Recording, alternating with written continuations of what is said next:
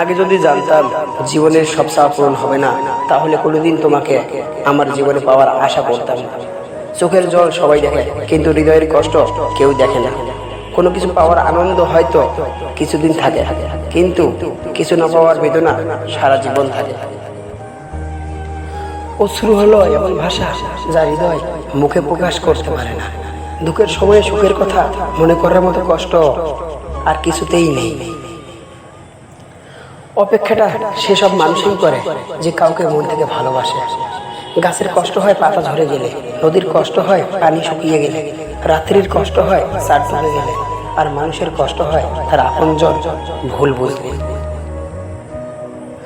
আমি আর এখানে নই, তুমি চলে গেছো, তাতে কি হয়েছে? আমাকে তোমার দেওয়া কষ্টগুলো এখন আমার ঘুমহীন রাতের সঙ্গী।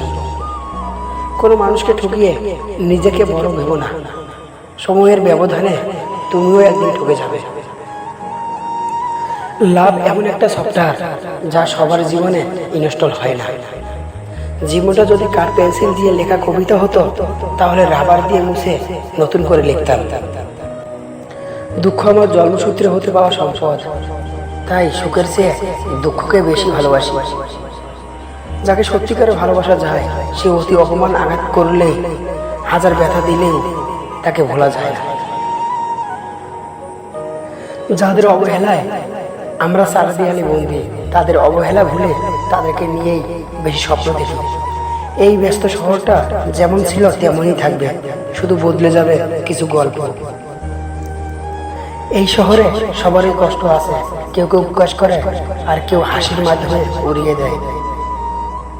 পৃথিবীর নিয়ম বড় ভূত, যাকে তুমি সবচেয়ে বেশি ভালোবাসো সেই তোমার দুঃখের কারণ হবে। প্রকৃত বীর সেই ব্যক্তি যে দুঃখকে জয় করতে পারে।